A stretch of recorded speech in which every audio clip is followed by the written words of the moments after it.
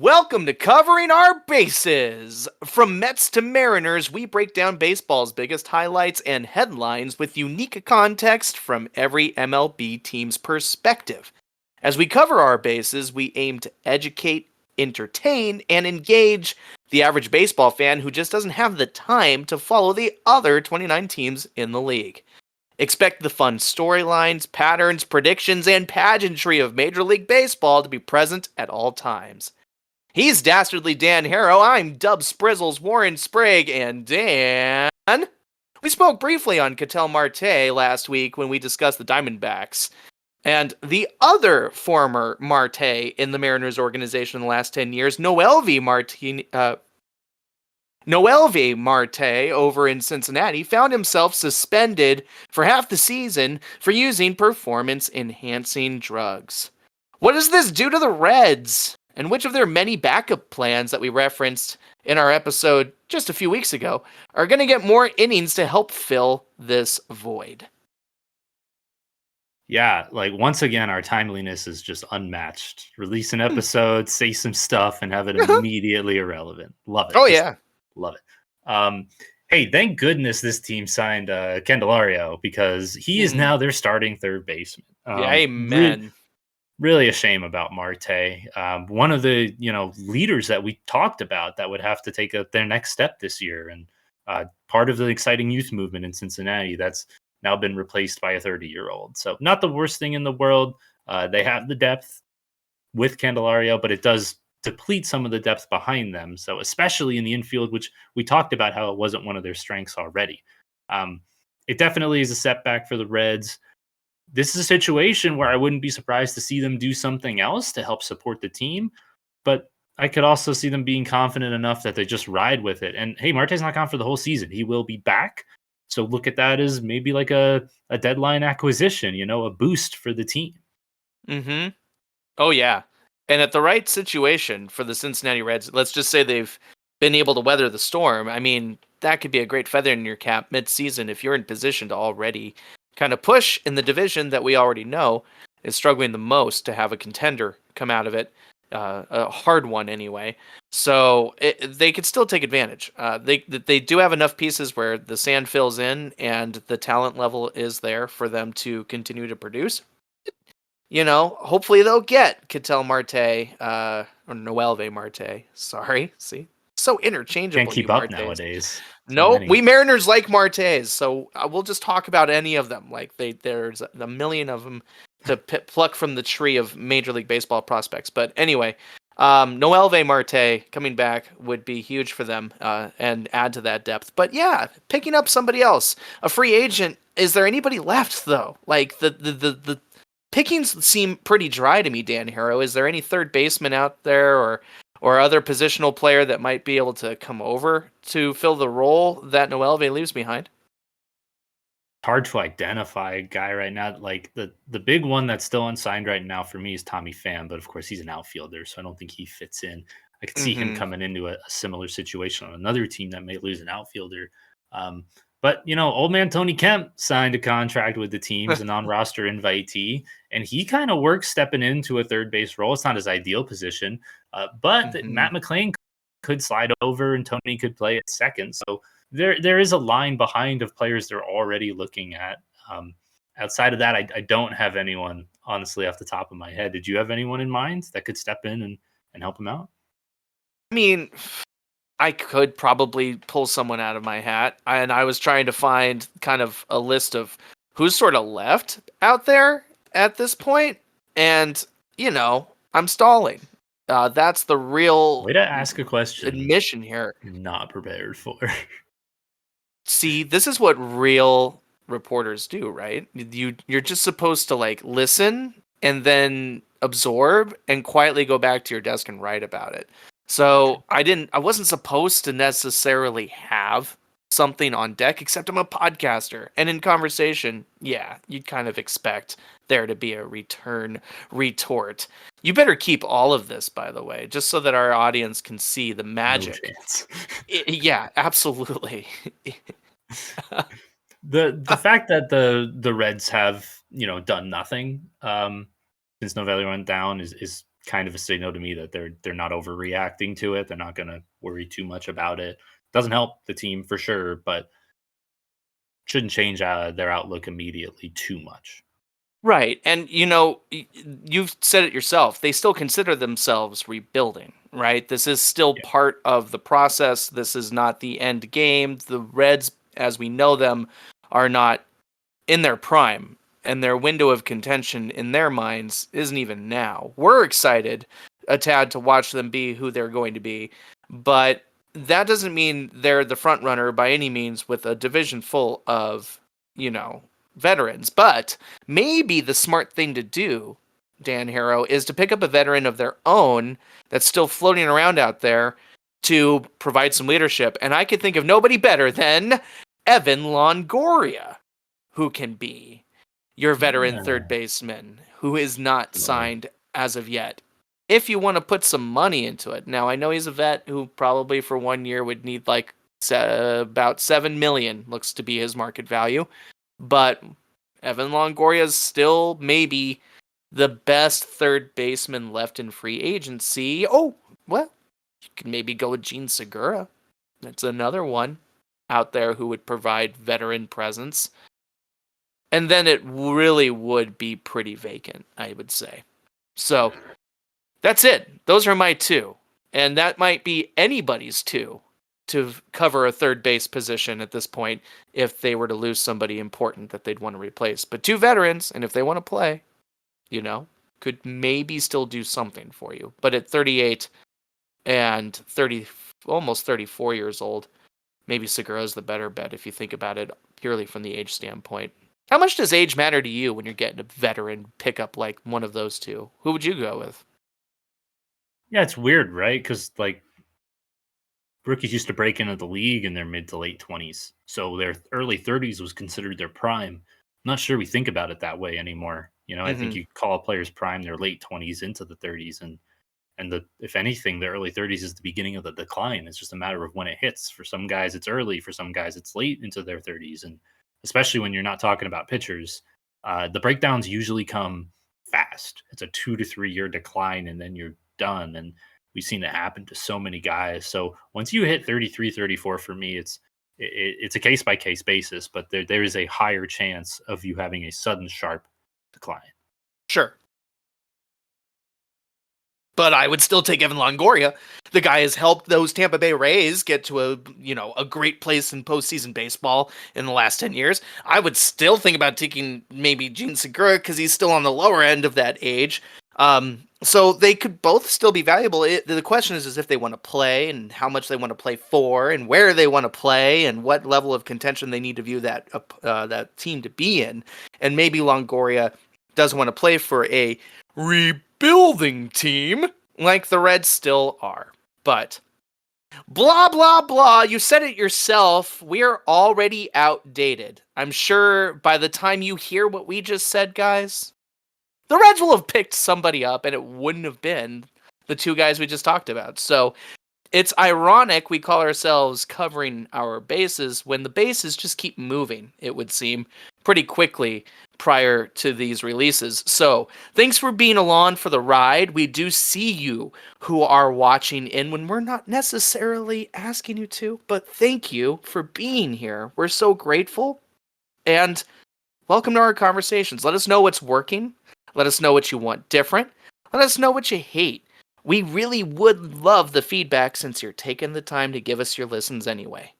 But let's keep rolling in today's content because the divisional primers are winding down. We have but two left. Two American League divisions to dissect, the Central and the West.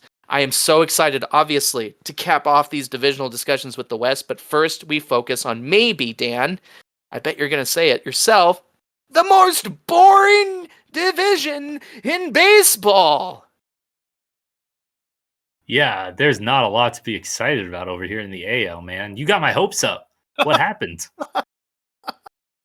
I didn't mean to do that to you. I do think the AL Central is full of teams that might just win the thing.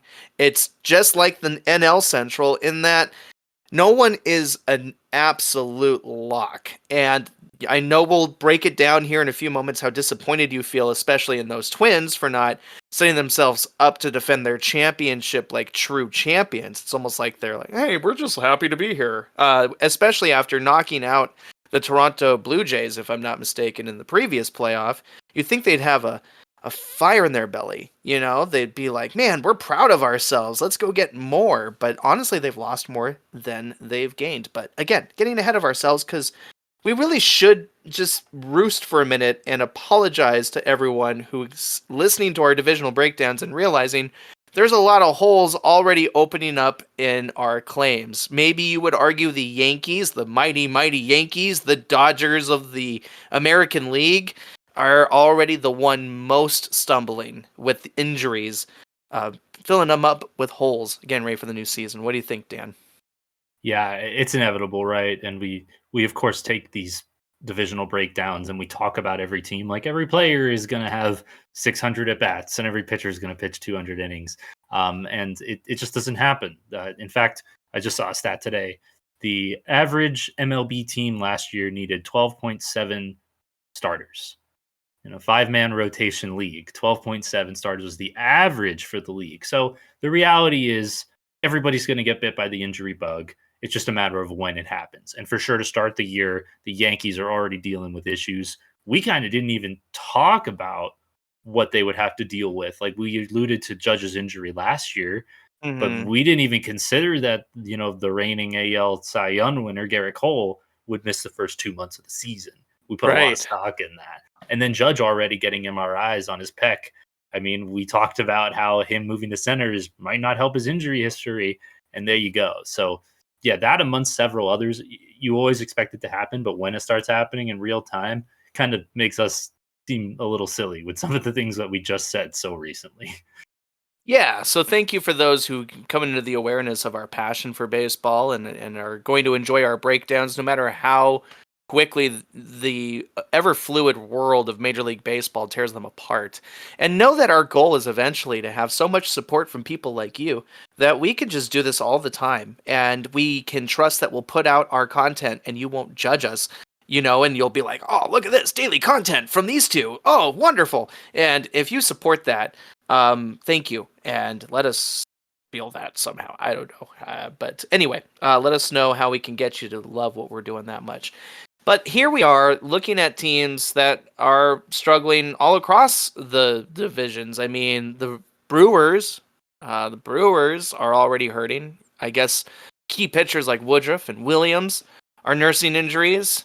The Cardinals have Newt Barr and Tommy Edman, right? Who's all over my baseball fantasy life, dealing with injuries, and they're probably going to miss opening day. And while Sonny Gray is revamping, that's also a huge blow to a team that's hoping to be the divisional winners in your heart there, Dan, of that NL Central. What do you think of what's happening out there since everything was kind of shaken down on our cast? Yeah, same thing. We talked a lot about rebounds from some of these names and stronger starting pitching. Sonny Gray was supposed to headline that, and him starting, even if he does make opening day, him starting the year dealing with soreness and fatigue is not good. Uh, and already injuries to guys like Newbar and Edmund, it tests the depth that the Cardinals didn't have a ton of. They needed their best players to play strong to run it back and reclaim the division title. That already looks like it might not happen. So it's going to be a lot more uh, utility roles and depth tested for the Cardinals than we would have expected. And same thing with the Brewers. Any upside that they have really took a swing to pitching with some of those injuries. Um, it's hard to predict what impact it'll have longer term, but it's almost like these teams are starting with a hand tied behind their back, I think is a good way to put it. And that doesn't Mm-hmm. mean that they can't become full strength later in the season and heat up at a good time. It could work out for them. Like we said, everybody gets bit by the bug. It's just a matter of when. Hopefully this is it for them. But yeah, Right. definitely puts a dent in their hopes. And again, teams aren't overreacting. I don't think it's smart to overreact with signings or anything like that right now. Um, Take it slow, see how your team's doing. It's still spring training. So, you know, everybody takes another step when opening day comes. Pitchers throw a little bit harder. Everybody swings a little bit more. Their injuries are going to pop up that first week, 100%. So not good to overreact too soon. Spring training truly is still underway, and no matter what, especially in cultures like maybe Dan's and mine, where we're waiting for our teams to prove whether they're going to be playoff runs or not, or running for those playoffs, I should say. We are waiting until about midseason anyway. The rule of thumb seems to be like the All-Star break is when everything really gets structured as to your expectations and teams start knowing what position they're in for real, for real. So you count on the "it's still early" cliche to come and have your back, basically. So let's hope so. Let's hope that teams like that can have the early part of the season go only in the middling and still have a chance to win that oh so wide open NL Central, but it would be at the benefit of getting some pretty important pieces back pretty early into the game. Too bad about those injuries. And I know the Mariners, when we discuss that division, I'll have some feedback on that too, because we're already bit by the bug and we expect to be bit by the bug, and I'm sure you expect to be bit by the bug. I guess before we move on, Dan, who are you most stressed about health-wise for your New York Mets? And then we'll finally get started with our divisional breakdown today. Yeah, so Jeff McNeil has already missed a little bit of time dealing with some soreness, and he needed a rebound year after a down year last year. But Kodai Senga is not going to throw for another week, probably going to miss the first week of the season. And Manaya and Severino have not looked as good as we hoped in spring training. So all of a sudden, the rotation just got real thin. And yeah, that's the concern for me is the pitching. I'm a lot more confident in the batting, and the defenses look pretty good. And we've actually had some relievers perform really well, which is good because they'll need to. Yeah. But yeah, that's a big thing for me right now. It's just like any team, the stars need to shine brightest, and our brightest right now is Kodai Senga. And starting off the year hurt is not a good indication, especially since he was dealing with load management issues last year. Starting off with an injury, probably not great for someone we were really hoping would be our ace. Yep, I totally empathize with you with where you're at. That's a bit of a bummer. Hopefully, it's just a minor circumstance and he'll rebound from quickly. Otherwise, when it comes to your playoff hopes, this early in the season or not, put a forkball in you. You're done. Ghost fork. So, yeah, we'll hope not, because we would prefer to see the Mets be, competing with these Atlanta Braves and these Phillies. We did have them third in our divisional base, basically, but that was before Tim Anderson went to the Marlins and made that whole thing more interesting. But I really don't want to waste another 5 minutes before breaking into the division. Let's turn our attention to the most boring division in baseball. Buckle up, everybody, for a riveting show. It's time for the American League Central. Oh, wow. Look at all these fascinating teams and stories. And listen, Dan, I'm being real. I do think this division's got some intangibles that you'll appreciate as we go along, because as wide open as it seems, I do feel as if we're in for some decent baseball from some of these clubs. Why are you so down in the dumps, right? Come on, man. There's a couple real stars in this division. Yeah, you're right, and names are jumping out to me from a lot of these teams. But while every team has a little bit of star power, it's kind of hard to pick one team to really stand above the rest. I mean, you look at last year, the way the division shook out with Twins on top, and a lot of pundits do have it repeating in a similar way. But I don't know. To me, Warren, all of these teams are pretty different than they were last year. Yeah, the makeup of each one has definitely been altered a tad. Some have seen legacies, move on. Some retirements have happened. Some fun, major extensions for some major stars are going to cause shockwaves for this division. We've seen major pieces traded, as one team has officially said, prepare for us to not contend or even pretend to contend. We will tear down a team today a little bit. And it's just fun to see where everybody's at this point and realize that truly the health and the luck might really dictate who wins this division. And I like that scenario. It's going to be a fun melting pot of teams. But you alluded to, or we alluded to, how the Twins have done very little to fill up the holes left behind by a lot of trades, a lot of departures. They're really, really crossing their fingers on a certain star returning to their keynote position, really paying dividends. And without Jorge Polanco, they've lost a major bat in their lineup. So we could break down the Twins first in this division. I wonder if we're getting our heads ahead of ourselves, or if you're more prepared maybe to talk about a different team. Let's get going, though. I'm so excited to see Let's where the do it. fun is. Let's do it, dude. I feel like this is one of those divisions that people gloss over, and they see the Twins won it last year. They think it looks like the Twins will win it again this year. Let's start with the Twins. Like, we may as well, and let's see if we're as confident as everybody else appears to be. Cool. Absolutely. Feel free to cut all of this hesitation and forward, and here we go. So the Twins, they were first in the division, of course. They win 87 games, they lose 75. They lost in the ALDS 3-1 to Houston, but they did get to be kind of the Cinderella team of the postseason last year, having won their wild card series against, if I'm not mistaken, those Toronto Blue Jays, whose backs seem to be against the wall. This year, too, to prove that they're contenders. So you'd think that this is a team feeling waves of momentum, super positive about their direction, and wanting to add. At least that would be my mentality if I were already leading a fairly weak division by at least the head. Now I want the shoulders too, right? But they lose a ton of pieces in trades. They lose a ton of pieces in free agency. And now we wonder, are the pieces they add, like, Justin Topa came over from the Mariners, a reliever. Lots of relief arms coming over. Anthony Desclafani also came from the Mariners through a trade chain that happened over the offseason. Josh Stalmont, Darren Bowen, all these pitchers. Jacob Junis, Stephen Okert.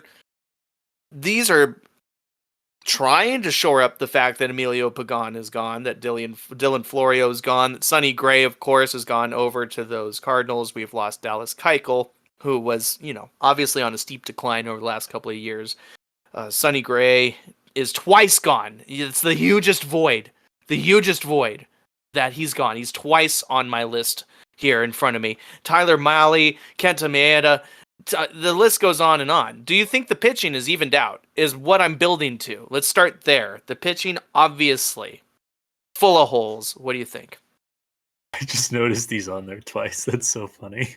Yeah, man. Thorough work, and I appreciate you. Sonny Gray was that important to the Twins, though, Yeah. and we both know that. Like, Sonny Right. Gray made the Twins the divisional winners, if you think about it, how key he was for the Twins down the stretch and into the playoffs. So it's weird. You got rid of that guy, didn't you? You let him go. He's elsewhere, playing for another Central team, thinking they're contenders, right? And anchoring them. Why did that happen to a Minnesota team that you think would want to keep every asset they have? You would think so, dude, but they cut payroll by $30 million. And their strength the last couple years that gave them postseason bursts was their pitching. And part of the reason they won the division in the way they did last year, in a pretty weak division still, was because their bullpen improved significantly. And they've made moves to make it even stronger. But when you look at what's left from the starting pitching department, like you mentioned, it seems like they're just trying to band-aid a giant gash in their lineup now with a bunch of decent relievers. And Right. I just don't see that being enough. I still see a lot of earned runs being given up from this team. They're sliding guys up the depth chart in their bullpen and the starting depth, just giving them jobs and having them put into a position to pitch 150 to 200 innings in the year when they haven't even come close to that. So you have Pablo Lopez on the top and then a lot of question marks behind him. And yeah, you got a strong bullpen. Yeah, you got a good closer. But I'm not sure that there's enough power in the lineup to make up for the amount of runs that it looks like this team is going to give up. And I'm just struggling to understand why. How do you win a division crown? You cut payroll and you don't address the biggest need for your team. it's got to be frustrating. And I would not assume that this team is going to win the division again. Yeah. I mean, I think it's pretty safe to say that you're right. It's extremely hard to judge that they've done enough to retain a championship without, some serious effort. Joe Ryan is probably the second best pitcher on this starting rotation, is my thought. But behind him, yeah, Bailey O'Bear, Chris Badak, and Louis Varland are not necessarily giving you a lot of confidence. And you got to have a lot of confidence in probably your top three, I would say, these days to win a division. When you think maybe your top three needs to be pretty stable, I would say. Yeah, and we already mentioned that how many pitchers these teams end up going through. So, Mm-hmm. if you can rely on your top three to give you maybe 20% and probably not even that much of your starts, that can make a huge difference at come the end of the year and if you're making the postseason or not. And even in the division alone, their top three is not the weakest, but it's not backed up by enough depth that it's going to save them and guarantee them another lock for first place. It's So, possible that some of these young kids are given opportunities they've never seen before and they totally shock us more. And mm-hmm. like some of these guys have like minimal service time or haven't been put into roles as starters in a 5-man rotation before. So, they could legitimately surprise us and maybe the organization knows something we don't. And that's why they haven't spent the money in ways that looks like on paper they should. Like the bullpen is certainly going to be strong and that's going to be something to watch for the team. If the Yes. starters do reasonably well, that bullpen is enough that if they can churn out 1 to 2 runs, Yeah. they might win more games than they lose. I mean, it's not out of the question, but it is hard to call that way and bank on that. But maybe Minnesota, to their credit, they lived on their pitching last year, and maybe they have built confidence in their ability to shore up young pitchers' weaknesses in their organization and in their program. There's certainly great pitching coaches out there. I pride my franchise, the Mariners, in knowing that they will build great pitchers out of, rough coal. It really has happened. So Minnesota may be banking on that. And to their credit, they get to prove us wrong, right? They get to prove us wrong, and they have every potential to do so. It's the lineup that really makes me a little bit more concerned to an extent. I mean, I love Royce Lewis and his young talent. He paid some serious dividends for them when it mattered in last year's playoff.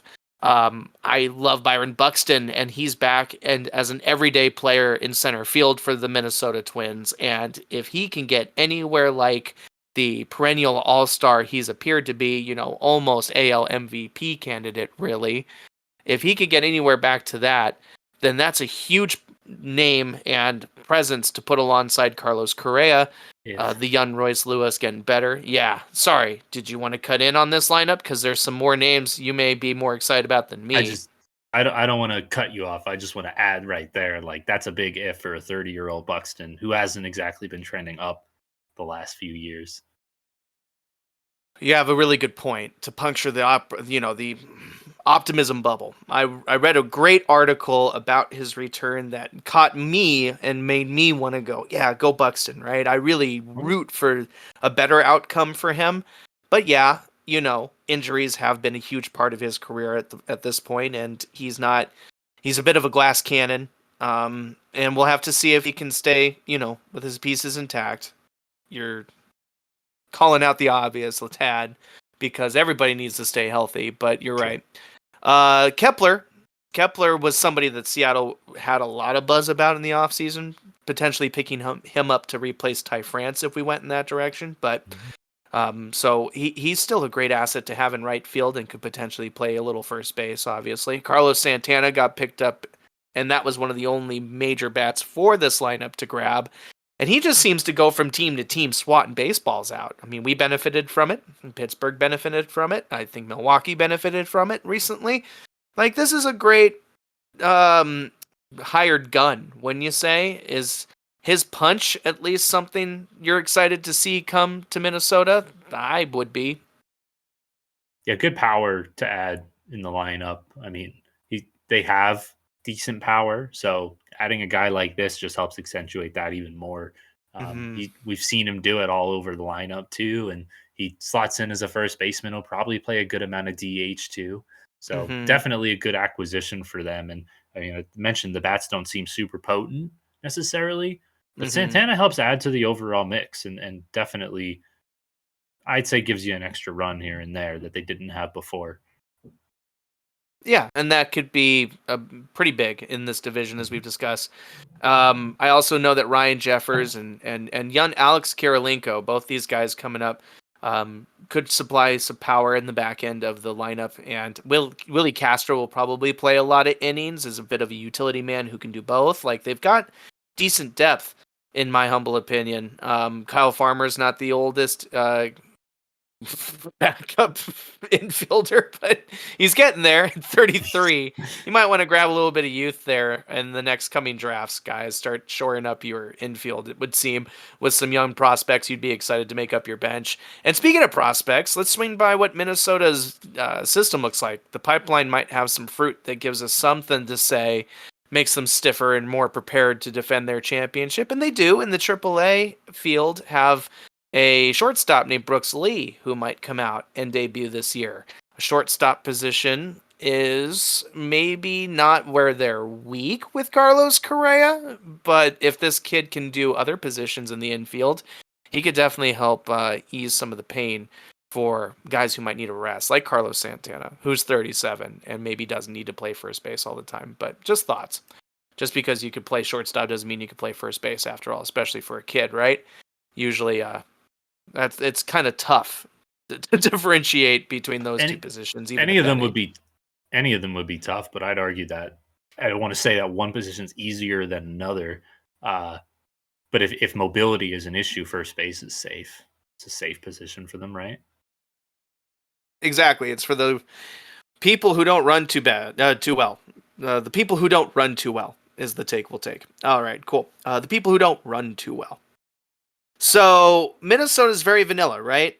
They're shockingly vanilla for a team that won the division, wishes to share, that they're here to stay, and it'll be all about whether their defense, their pitching that is ready to step into the spotlight here with some younger arms. And if so, great. They're showing us what they're made of. If not, then there are plenty of reasons to speculate. So let's turn to who we're speculating towards, right? This will be fun. So we've maybe torn down the division leader. Let's talk about the team that won the division the year before that. Maybe they're in the position to capitalize with the Cleveland Guardians. And the truth is they have one of the best baseball players in the league in their lineup in Jose Ramirez. I have a ton of respect for Jose Ramirez. His game is awesome. And boy, was he the knight in shining armor when compared to Tim Anderson in that scuffle we saw last season. Like, weren't we all a little bit more Guardians fans after that? Thought that was cool. We all have respect for Jose Ramirez. I personally feel like if this team doesn't have a good year, he has the most right out of any superstar in the league to go, hey, I don't want to be here. Sorry, but I want to win. I want to play baseball for a team that's ready to win.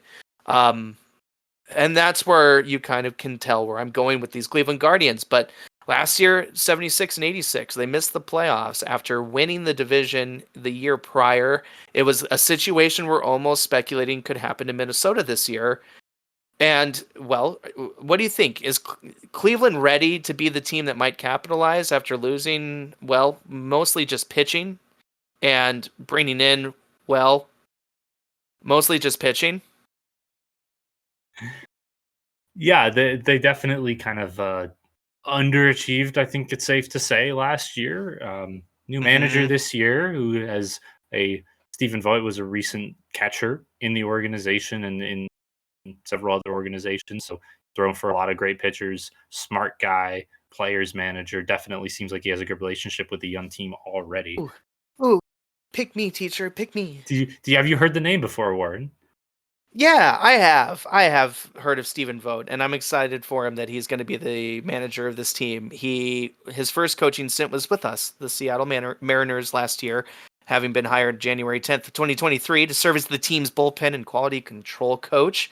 And that was really, I mean, that wasn't the reason why we lost the opportunity to play in the playoffs, I would say. So I'm happy for him that after just pretty much a year in that realm, he's so respected already to be thrust right into the managerial position.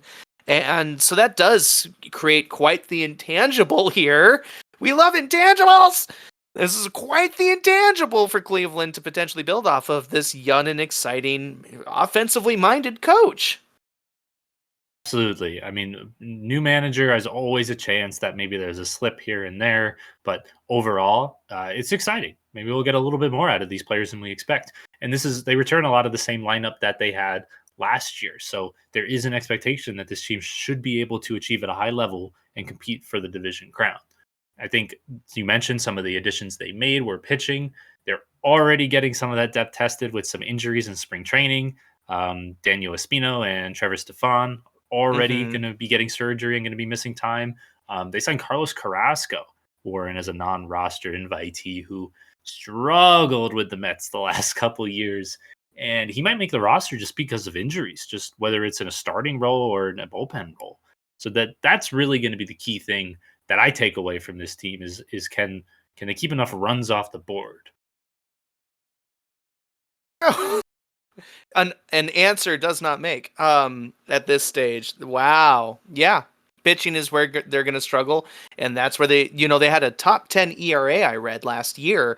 So you would hope that they would be better prepared to, weather any storms here, but it does sound like that's not a major strength any longer, which is too bad. I love a lot of the batters on this lineup as far as contact and as far as defense are concerned. I love Stephen Kwan, and I really, really, really like, let's see, Josh Naylor as their designated hitter. I think we in Seattle eyed him a little bit too. Would have loved to pluck him. Andres Jimenez is such a great young second baseman who got that playoff exposure in his rookie year, right? And he's still coming up, in my opinion, on this lineup, but that's kind of where it dies off, isn't it? Around Jose Ramirez. Lots of little contact hitters like that. And Josh Naylor, who can crank a couple. But only a couple players who might hit 20, and if they're extremely lucky, 30 homers. But they do get, how about this? This is a bit of a storyline. Ramon Laureano is on the way back for Cleveland. He's not injured. And, we may remember him from his really all-star play consistently in Oakland, but we didn't see any of him last year, and that's really exciting to get him back.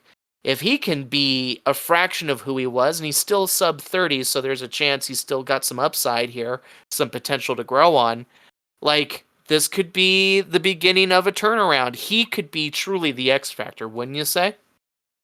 Yeah, definitely. Like you mentioned, they have some pretty good power and on base guys at the top of the lineup. Mm-hmm. Bring in Laureano, you're right, a beautiful ball player when he was in Oakland, and great addition to him. Coming in healthy is going to be great for the team. And Bo Naylor behind him is also healthy, so that's a little bit more pop coming from the back of the order than the team has seen. That they saw last year, that they did see probably in years before. So already in spring training, a lot of these guys have been performing pretty decently and definitely competing for time and making more of a competition for some of those bench roles because they really are owning it. Miles Straw in the 9th spot, for the record. A great person to have at the back of your lineup who not only gets contact but runs the base paths extremely well, very fast, and as long as his speed isn't declining, which I wouldn't expect, he's the perfect guy you have in your 9th spot there for that lineup. So they may contact their way to more wins, and that's kind of what got them there a few years ago, on top of a young pitching core that was doing well enough, right, to get them there. Their bench with Austin Hedges could still mash a few. I think I watched him mash one against us, the Mariners, in spring training when I was in Arizona. Boo, Austin Hedges, boo. But Boo. thanks. I appreciate you doing that on cue, you I sheep. got you. You're my best friend, little sheep. And then everybody else on this bench, not quite inspiring a ton of super excitement. Lots of youth, though, like infield, outfielder Devison De Los Santos, I mean, not even 21 yet. And he came over from Arizona in the offseason. And as a bench player, that's a lot of young and exciting like potential to make an impact. So good luck to him in doing so. The starting rotation for Cleveland is headlined by one Shane Bieber. Don't we like him? Like, let's just take a moment to give some appreciation to Shane Bieber. Yeah, Bieber's fantastic. He's an innings eater, high strikeout, like almost a strikeout per inning guy. Easily the ace of the rotation. And they were able to sign him for this year. Actually, would like to see how much longer they have him because I think they only got him for a year. Real quick. Shane Bieber's great. I'll let Yeah, us pause. he's a free agent next year, so Mm-hmm. so yeah, they got Bieber under contract for one more year. Definitely need to get the most out of him while they have him. Yes. We've seen some good pitchers leave Cleveland before, and hopefully Bieber isn't another one. He could kind of lead the team this year and help them build out the rest of their rotation, which is mostly homegrown prospects. Yeah, exactly. And that's what they do well. They do bring up arms quite well. At least it would seem so, because they've retained Tristan McKenzie and Tanner Bybee and Logan Allen, having drafted each of them. And, you know, Carlos Carrasco in the fifth because he has to be. That's the biggest question mark for them, you know, having an organization that usually brings up some pretty decent arms. Emmanuel Clase may come in and be helpful to this team. Scott Barlow is also he's, forgive me, Emmanuel Clase is a fire closer. Can we just say that? Like, every time he comes out, it feels like he's going to lock down the inning. So you have a great closer if you can get him out there. Scott Barlow and Sam Henches are kind of his gatekeepers, and they give up a little bit less excitement for me. But I like the overall bullpen. This team is probably about as strong as the Minnesota Twins on paper, wouldn't you say? Especially when you factor in the injury-prone aspect of Byron's career, Buxton's that is. Maybe Cleveland is most prepared, having done it before. We'll have to see while we break down the rest of these teams. Anything else for Cleveland before we move on, my friend?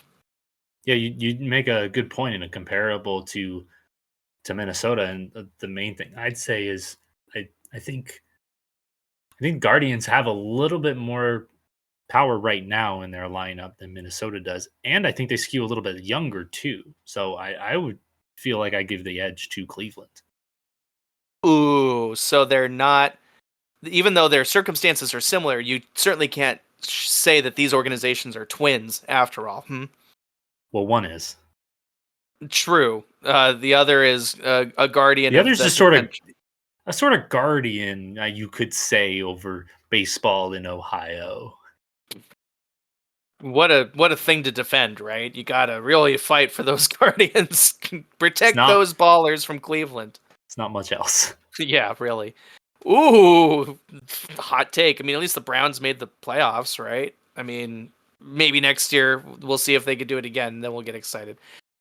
All right, then. We're not here for that sport. We're here for this sport, and this sport demands that we move on to our next contender. And this contender is a team that, well, if you ask me, is just as likely to win it as anybody else after losing 106 games just last year. That seems insane to project.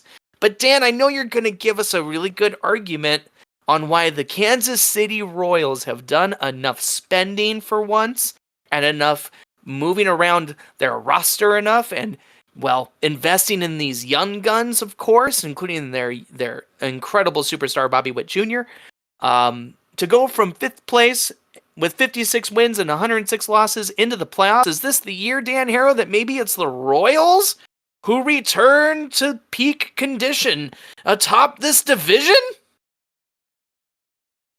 I think it can be, Warren. The Royals have really stuck to their guns and they haven't done anything too crazy. You look at their roster, it's a lot of guys that they've drafted and developed. They haven't been spending insane and signing bad contracts the last few years. We saw them start to make the first of probably several locking up the core decisions in signing Bobby Witt Jr. to an 11-year deal. And what a player to build your core around. Just an Bravo, bravo. amazing baseball player. I've only seen 2 years of him, but he's already top 10 in power in the league. And he just is an amazing defensive shortstop, just projects to be better. So they already have a lot of prospects around him, some developing at not quite his speed, some a little bit closer. It's a situation where they can give a lot of playing time to a lot of good young players. And just like Mhm. they did last year, give them a chance. And it didn't go well last year, but honestly, a lot of that bad luck came from the pitching side of things. And they've done a lot to improve that this year to give their bats a better chance to stay in games a lot longer. They've improved their Mhm. bullpen. They've made not a ton of moves, but some slight moves. I think this team, Warren, has like a sneaky, really good starting rotation. Like they have a really high ceiling. And I Mhm. think that coupled with a couple of these guys getting another year in the bigs. I mean, most of this team has only played 1 to 2 years in the league. Salvi Perez, which come on, Salvi's not going anywhere. He's the leader this team needs, and they bring in Hunter Renfro. Outside of that, it's a very young Royals team that could surprise a Mhm. lot of people. Yeah, I'm on board. I'm on board with your notion that the Kansas City Royals raised plenty of eyebrows this season because they've been doing it all off season. We were talking about it early on, where you were like, "Hey, man, you might want to just take a quick look at what these guys have been doing because they didn't waste a whole lot of time before adding and adding and adding." And now they've got a pretty serviceable team. You're right. Let's start with that starting rotation. Seth Lugo. Yeah, that is a great addition in my opinion. Big pickup to go along with fellow San Diego Padre Michael Waka to come over with his buddy from San Diego. I mean, who trades out? Let's just be real for a second.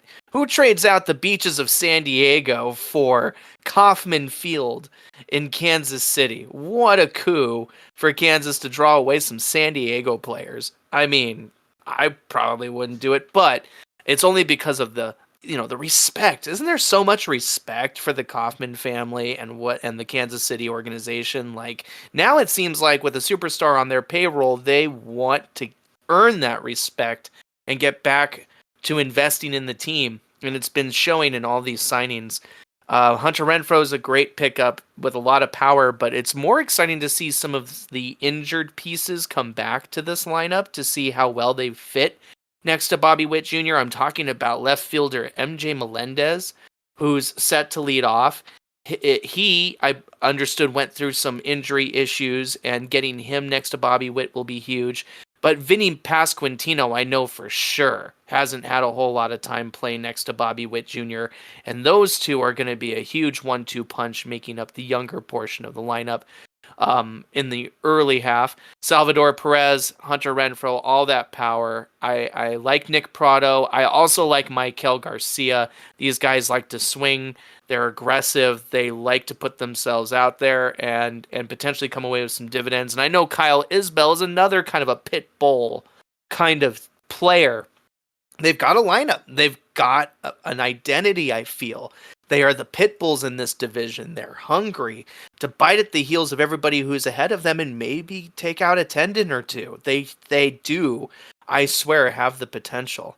What do you think of the pitching rotation, especially with those San Diego guys? Is this make them maybe the best five? We've certainly the best five we've discussed so far, I would say, and they could go on to be the best in the division. Yeah, I think starting strength. This is the strongest starting five in the division right now. These guys are all Yeah. healthy too, and you got a guy like Brady Singer who's coming back after a rough year last year, but he slots in as their fourth starter. That's a great matchup for a guy that was one of their top ranked pitching prospects just a couple years ago. So Hmm.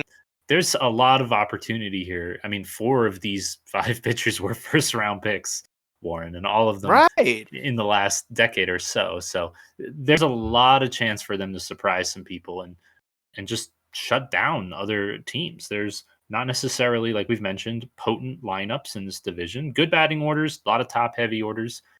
This is ideal for the Royals. And I think they see that and they know they don't have the strongest bats, but the pitching is a strength that they can take advantage of. And by reinforcing the bullpen like they have, it's the strongest way to start off in fighting in the division. They're Yo. they're starting from fifth, they're starting from last. So any gain is an improvement. But they have built a rotation that can take it to every other team in their division. I can't wait till we talk about the Pagoda and where everybody sits on that list of standings, because I have a feeling they probably under expect they excuse me, they're definitely underestimating the Royals, and I can't wait for us to discuss how much they are, because you're right, they bought so many bullpen arms to help get this team ready. We look at the list, there's a ton of purchased and paid for free agents here. Chris Stratton, Will Smith, John Schreiber, Nick Anderson. They all came in the last couple of months over this offseason ready to defend whatever lead this team might give them. And there's plenty of potential to add runs with speed, with contact, with aggression, and with a couple veterans with some serious power. So kudos to the Royals. Let's see what happens. They do seem like the most exciting turnaround in the division over the offseason, and I'm rooting for them.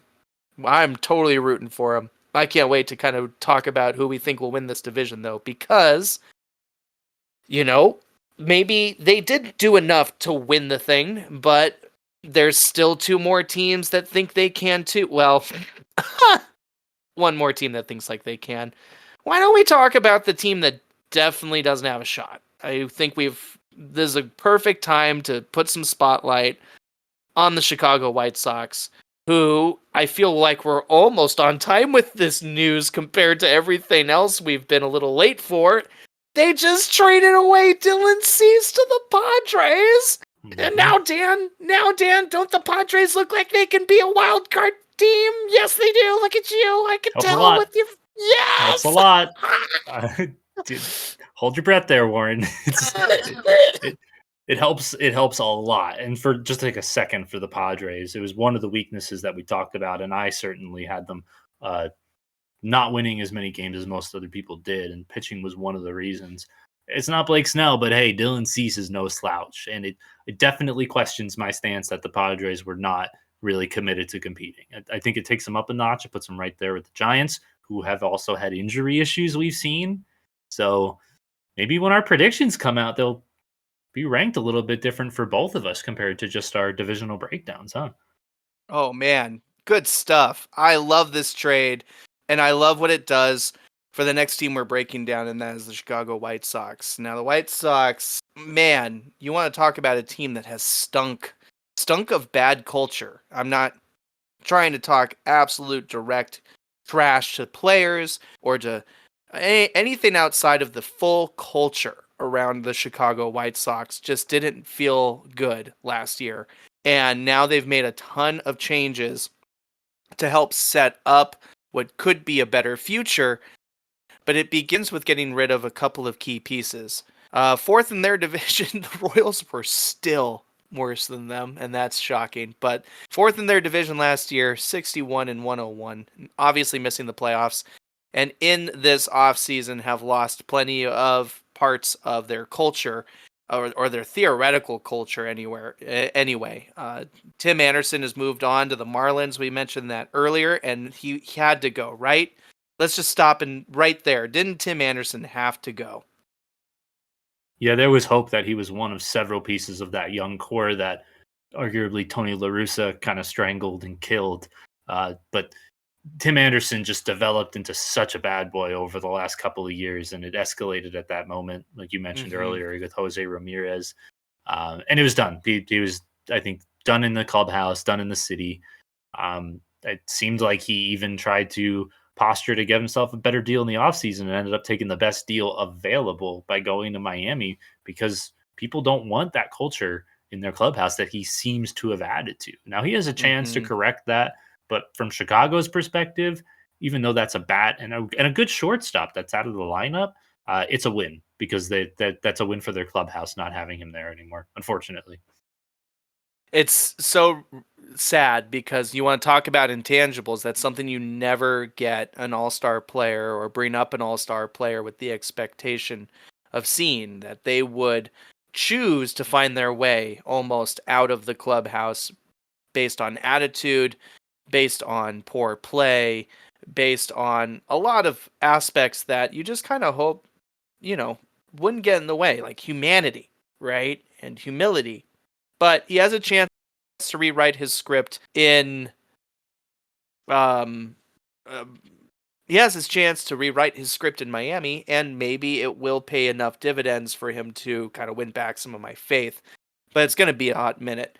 Um, but the rest of this team, you know, also lost left-handed pitcher Aaron Bummer, right-handed pitcher Mike Clevenger, right-handed pitcher Liam Hendricks. You want to talk about a piece of their culture? Another huge chunk gone, and to round out the the players on the field that left, Tyler Naquin is out, Naquin.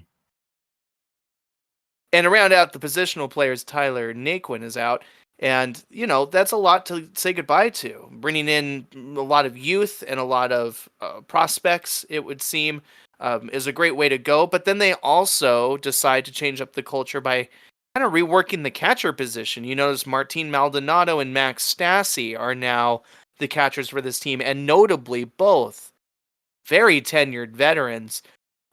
How calculated is the move for those to maybe be the veterans left on this lineup at this point?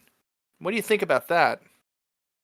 Yeah, they came in around similar times. Stassi in a trade, and I kind of expected him to be more of the centerpiece and somebody that they would probably prioritize. But Hmm. Maldonado comes in older, with more experience, and they probably is going to be a role by committee between the two of them, and they'll see how they react to hitting.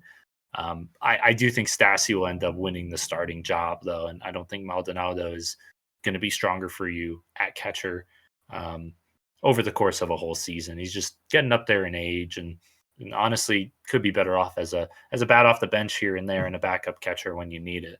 Stassi, Hmm. though, I always thought that he could excel in a role as a starter, and I know he had his struggles in LA. There's a lot else going on there too. Hmm. Um, so that definitely will help reinforce a position that's been a little bit of a revolving door ever since McCann left. Yeah. Yeah. It's not been their strongest place, right? Yasmani Grandal, I remember playing for this Mhm. team a couple of seasons ago before his decline happened, right? That was pretty much the last year Chicago was expected to be a name in this division. Yeah. And I remember Grandal being on that team and just and that kind of signaled his overall decline as a player. But you're right. It has been a pretty fluid position for the White Sox, and some stability would be great for the next couple of seasons. Maybe Max is the answer. Interesting to hear you say you think he does win out the starting role, but it's probably better for Maldonado's health. He might, share designated hitter role with Eloy Jimenez, who has, by the way, played very well in spring training. I feel like every other game I scrape, I just check out the box score. Eloy Jimenez has crushed a home run. He's Um, raking. yeah, he's doing well. So I'm glad you put over my awareness of that too. They also pick up Dominic Fletcher, the younger brother of David Fletcher, who I quite liked on the Angels, and then found his way to Atlanta. This guy gets traded over from Arizona, and he could mature into a pretty good contact piece if the Fletcher name has anything to say about it. But they also picked up Paul DeYoung from the Giants. How do you think he helps move the needle, if anything, for this lineup? Yeah, I always liked his defense better than his batting average. So I think that Hmm, he's a bottom lineup guy, fill in the hole that Anderson left. He could provide decent defense. He's not really an impact bat, to be honest. That's why the Cardinals ended up moving on from him. So sure. someone I'm that at, will be a stopgap before hopefully a younger prospect comes through in the next couple years. you probably think similar things about Nicky Lopez, 29-year-old who came out of a trade from Atlanta in November. He doesn't look like he adds much slug at all, but does have a slightly higher batting average, at least projected to be, and steals a couple more bags. You almost argue he might be more valuable than coming into the lineup near the back end. Yeah, at least that's an opportunity for him to get more playing time than he did on his prior team. Like that's a Hmm. different situation than a guy who gets the starting time and is just the third best player at his position on his team gets moved. to a guy who's never had that opportunity. I mean, we'll see. It might not exactly work out the way that they plan it, but yeah, that it being just a stopgap until the next one comes in. It probably expectations for this team are just to be competitive. Like we mentioned from the top that they haven't really come in from a good standpoint the last couple of years. They've made good moves, but it's not like they've revolutionized, changed the entire team. It seems like there's opportunities here for guys like Eloy and a couple of their other prospects to perform. And they filled out the major league roster with guys like Paul DeYoung, Nicky Lopez, and these other guys, which hey is more than teams like the Angels and the Athletics have done. So let's be grateful that at least Chicago is going to field a major league team with these You're guys. right. You know what I was about to do? I was about to grab my microphone and shake it, and grab my camera and shake it, and remind us both, hello, friendly reminder, this team doesn't really expect to win. They don't. They are ready to tank their way to a couple draft picks. That's fine. Set up their future, yes, has got assets coming down the pipeline, especially after this this big trade for Dylan Cease. I mean, have we really given that enough time with how much that helps the pipeline? Return. Yeah, they did. They did get a good return. If you want, we could even say right-hander Drew Thorpe was the number 4 ranked prospect in that system. They got right-hander Jairo Irarte, the number 7 prospect in those minor league systems. They pick up Samuel Zavala, who can hit the ball, if he does, quite hard. Oh my goodness. They got some good stuff coming down in their pipeline now for that big move. And maybe we see them contend in what? 4 years? You think this is a 4-year rebuild? And I think for a 4-year rebuild, they'd have to have some pieces there already. And I think they're still a little bit away from that. I think you can hurt for not committing to it. Like I think the Royals committed to their rebuild after their championship, and that's why we're starting to see that bear fruit already in Bobby Witt and Brady Singer and guys that we haven't even heard of yet. And I think Chicago started that process, and now they're almost restarting it. So I'd have them further out than 4 years, Warren. I have them out a bit further than that. That doesn't mean that they can't surprise. They like we mentioned, they have a roster of major leaguers, and they could get hot, and the other teams could sink. We could be eating our words. Gosh, what a weird universe that would be to see the Chicago White Sox make us eat our words, because I just can't see it personally. But if everything comes to pass as we do expect, we might see guys like Eloy Jimenez and Luis Robert Jr. get shopped around to really truly commit to the rebuild, because I think a player like Luis Robert Jr., maybe even more so than Jose Ramirez out in Cleveland, like if he really is expected to remain in this cesspool while it, rebuilds itself, then man, like get out however you can, right? When do you think those two guys would be on the move at some point this year if everything goes as we expect? I think that if you move Eloy, you're killing the team. Like, because you're right, he's been so hot, and I think he might be the brightest spot going into the season.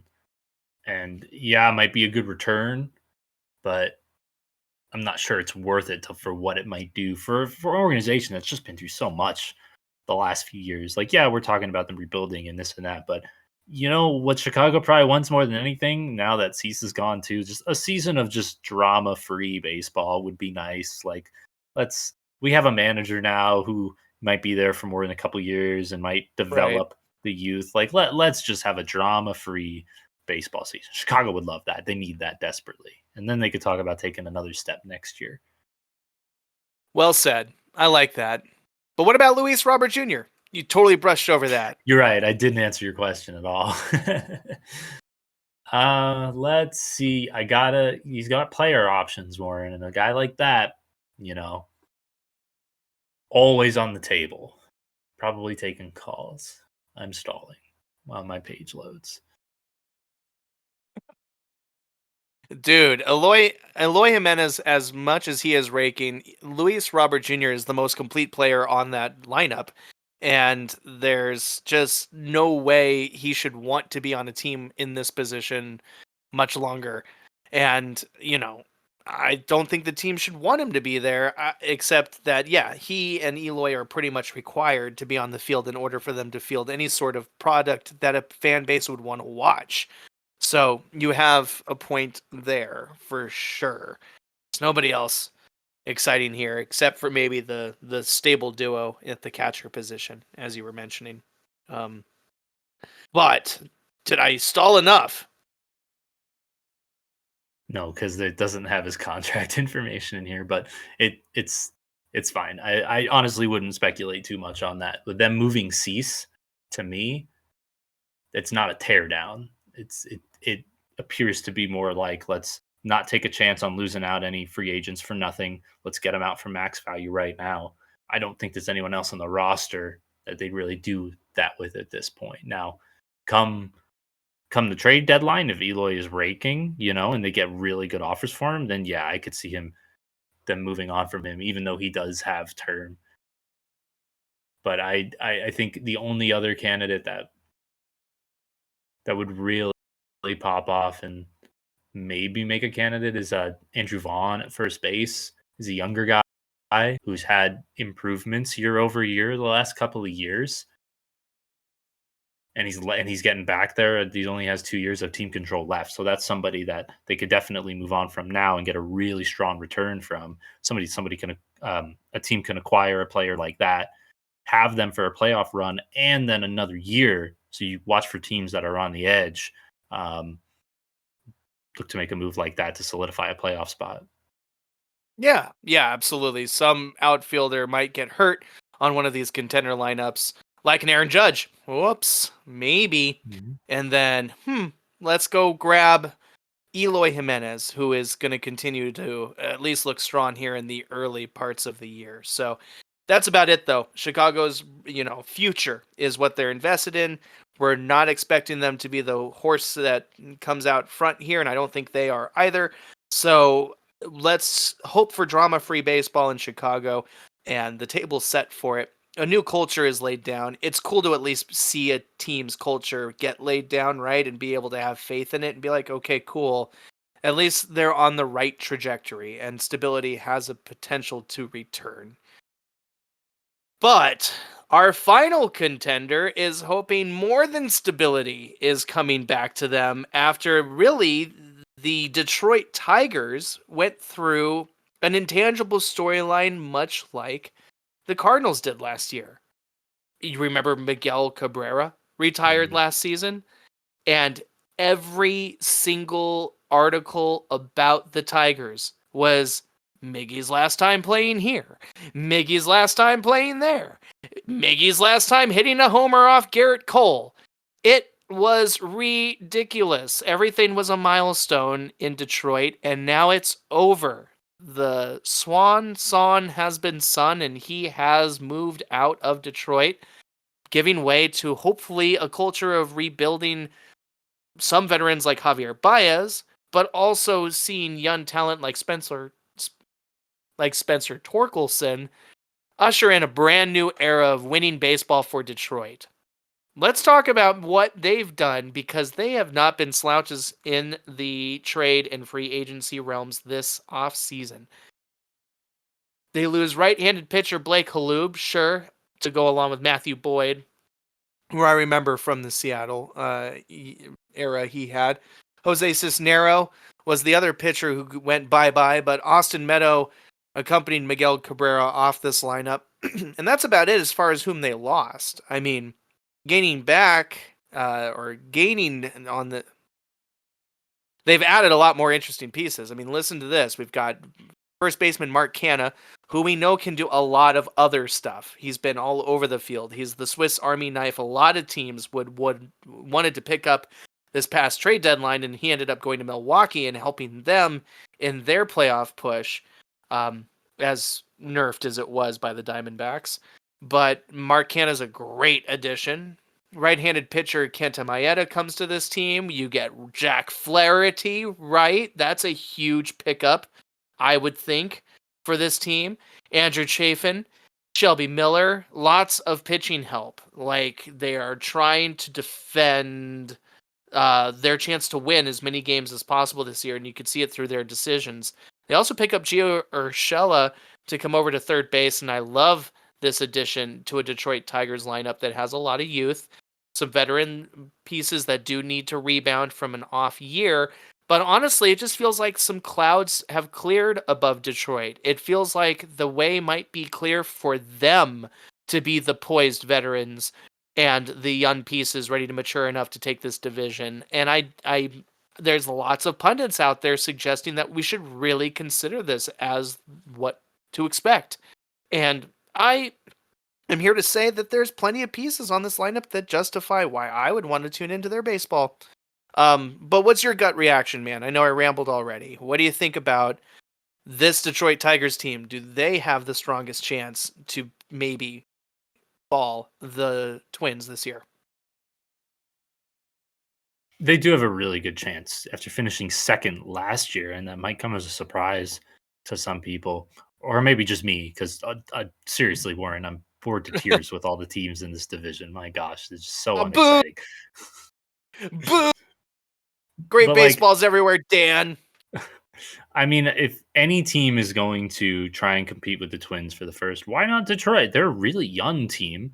They've addressed some of their biggest issues, like you mentioned in pitching, bringing in some veteran bats like Gio and Mark Canna are exactly what Mhm. you need for a team that mostly has 1 to 2 years of service time, and that's it. So there's just potential for them to go up. Javi Baez is still here, in at least physically. So there's there is still some bats, and you can hope for a good performance by some of the youth that this team can surprise some people. It almost has a little bit of Reds 2023 vibes to it if a lot of these guys pop off at the same time. So that coupled with the starting pitching, it makes this a much improved team from last year, and they managed to almost break 500 and finish second in the division last year. So, like Mhm. we've said several times now, a lot of moving parts with all the other teams moving around them. The Tigers are definitely still in the playoff hunt. The question is just really, are they going to challenge the Twins and hold off teams like the Royals and the Guardians for the division lead? And this team, maybe more than any other, it's going to be on paper. The answer is no, and the likelihood of it happening is high because of the amount of youth that they have, and frankly, just highly drafted prospects that they've developed and taken their time with. And now that Mickey's out of the way, they can give a Yeah, lot more playing time to youth. So there might be an opportunity to have a few of these names like Colt Keith and Spencer Torkelson become household names this year. exactly. And that's what they're hoping for. Don't forget, Kerry Carpenter is the guy I think my Dylan Cruz is, if you don't mind me saying. I think Kerry Carpenter, if you weren't paying attention to his reliable offense last season, he's going to take more of your attention this season. He is completely capable bat. And batting about 250, slugging 440, OBP of 316. I do think he is someone on the rise for this lineup just as much as Torkelson is, as far as the direction we're hearing from the pundits. So I do like this Tigers team. I want to believe that they're ready for the forward path to open up now that Miggy's gone and march diligently into their next era with a little bit of grace. I do like their younger pieces of this rotation in Tariq Skubal, excuse me, Tariq Skubal. What a fun name, Skubal. I want to That's a make good that one. sport. Mm, I like it. yeah. Mm. And then Kenta Maeda, adding to this team, Jack Flaherty too. I mean, I'm a little nervous about those two, if anything. You talk about how St. Louis picks up Gibson and God, Lance Lynn, and I go, that's not the answer. I worry a little bit about Jack Flaherty and Maeda being that same scenario here in Detroit, but I like the swing. I like the effort. I like the try, especially when Matt Manning is a piece that they think is ready to take a big step forward this year, giving you, at best, a four-person strong rotation. At worst, you could end up with just one, and even then, Scooball is fairly unproven. I like Detroit. I'll hope for them to take as big a step forward as they would aim to and need to in order to win the division. And it's almost time for me to commit to which one of these guys will. And you too. I wonder if there's anything on Detroit that we may have missed before we move on and give all of our adoring fans the verdict on which of these contenders is going to reign supreme out of the Central. No, but Warren, I have to tell you that yesterday I watched Lance Lynn throw 3 innings of shutout ball against the top of the Mets order, and it was scary. So I don't know how your Lance Lynn projection is looking already, because he struck out Alonso, Lindor, Nimmo, 1, 2, 3. Okay, well, everybody's capable of getting 3 guys out in a row. But I remember a few days prior to that, Lance Lynn gave up a good dinger or two and was dismissed early. Baseball's baseball. You know, Right. you can't take anything to be a permanent trajectory, or you're Jose Romo and you're asked to leave the clubhouse. So, I'll remind you about that next week when we talk about the Mariners. you shut your mouth about the Mariners, Dan. You know nothing. You know nothing. You're Anyway, not wrong. totally excited to break that down too. But let's go ahead and put the nail in the coffin for all of the contenders we've been building up, and name which one of these upstarts is going to win this division. And I hope you're still awake, Dan. Let me wake you up. Let me Oh, oh, oh gosh, are we ready to stop finally hitting move snooze. on to the Yeah, West? you are breaking my heart. Some of these teams demand respect, but let's make a call. Who is winning the American League Central in your mind once and for all? Go. Dude, I am throwing my wagon behind the Royals. The Kansas City Royals going from last to first and taking the division title.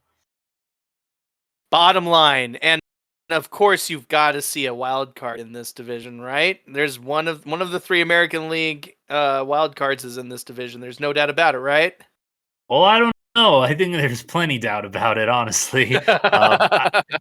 I'm not really comfortable with guaranteeing a wild card for anybody, because honestly, I'm not even 100% in who's going to finish second right now. Honestly, Warren, I do have Cleveland in second and Minnesota falling back to third, but I'm not sure Cleveland gets a wild card spot with that. Oh, dude, I was being sarcastic. Come on. After how much you've been Okay, trashing this division, I was joking. I was Clearly, asleep the whole time. God, you really were. I'm blown away because you could talk baseball in your sleep, man, pretty well, even with your eyes open. That's remarkable. Mhm. Um, I'll That's tell why you we do what, this show. yo, would like to say of all these teams, the one that's going to win the division to me is Detroit. I'm just going to go for it Mm. because I don't think Minnesota's done enough to be even the same team they were last year in the wins, which Pagoda projects, right? Pagoda says Minnesota wins this division. Pagoda then says second place is Cleveland, right? And then third place goes to, like, it almost doesn't matter, Detroit, and then Kansas City, and then we rounded out with the White Sox is what I believe we saw. And I absolutely prefer to give you all the credit for projecting my choice too, the Royals, because I would love to see the Royals win, but I want to pick somebody different for the sake of content. So I'll go with Detroit, and Detroit is the right combination of veterans, cleared past baggage, no offense to the retirement years, but man, I know I would probably be the player who'd want to take a tour and be like, goodbye, everybody. Thank you. Thank you. Thank you. Thank you. Thank you. Like, I'd love to do that, but it's bad for the rest of the team's ability to move on, in my humble opinion. So, with all that gone, I think their focus is on winning baseball games more than ever. And maybe this is the year they actually do it enough to be the winner of the worst division in baseball, the most Warren, boring. I can't believe you Yeah. just took my argument for the Cardinals that you disagreed with and then applied it to the the Tigers, I'm sorry, in this division. Oh, no. I Would you say mean, is the same situation as what the Cardinals had last year? I mean, indeed it was, and I think I even put myself in that position when I pointed out to you that two of their, starting rotation additions are just veterans who struggle elsewhere these days in Flaherty and in Maeda. So I totally get the parallel, and you're throwing me under the bus for that. But again, if I'm being completely frank with you, I have the Royals winning this division. I'm picking Detroit as the second best option, which is along the lines of the reasoning behind you picking St. Louis to win that division, if you don't Mhm. mind me saying. Yeah. So, this is why baseball is both fun but a challenge to call, because all of these teams are not the best in baseball, and all of these teams are going to look like the lucky ones to even make it there, despite the fact that somebody has to win the division and somebody goes to the playoffs because of that. So, all of these teams look pretty even, with the exception of Chicago waving the white flag proverbially and structurally. These four teams left will have every chance to win this division depending on the start that they come out of, the health that they maintain, and the ways they pivot around any obstacles that come into their way. And for the sake of content, I'm just picking somebody else, dude. So there you go. Flex on me again, see what happens, boy. I'll remind you your arguments are similar too. Can't see me. Nice. But you guys could Good, see we good covered. comeback. I'm sorry. All right. Well, say something more like I'll get you next time, and then we'll move on. Okay. Uh, we'll see how it shakes out next time, Warren. Yeah, twist the mustache that you wish you can grow there, bud. Yes.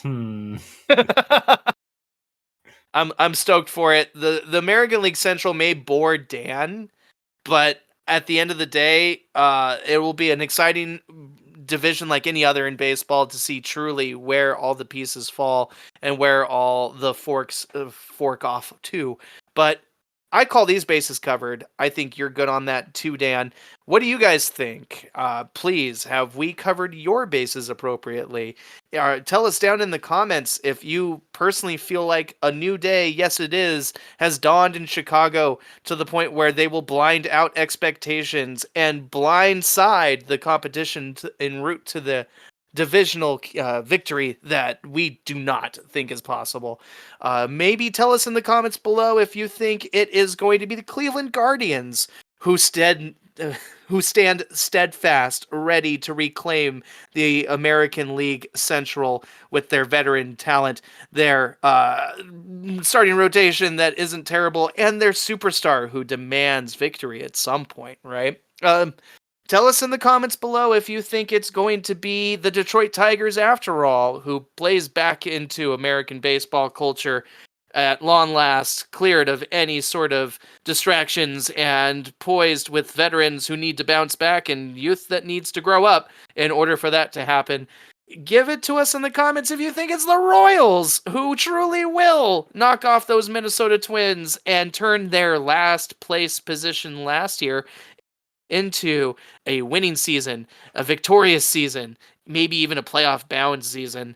And finally, let us know in the comments below if you're mad that we crudded on the Twins and you believe that Buxton will somehow remain healthy the entire time, and you do think that despite losing Sonny Gray, the Minnesota Twins have a pitching rotation that can keep them afloat in a division that's pretty mild and harmless to some's perceptions. Let us know in the comments below all of that and more, because we'd love to make sure you feel your bases are covered too. We'll see you guys next week for another divisional breakdown. The greatest division in baseball is next. That's right, my American League West. And you better believe I'll be arguing the Mariners will win, and you'll find out why and how. Dan, anything for our fans before we wish them well? No, just thank you guys for listening and excited to finish up the division so we can get into the baseball season. Yeah. And start talking about all the other intangibles that happen game in, game out that alter everything, like Angel Hernandez and such. Okay, guys, have a great rest of your day. We'll see you guys next week on Covering Our Bases. Bye.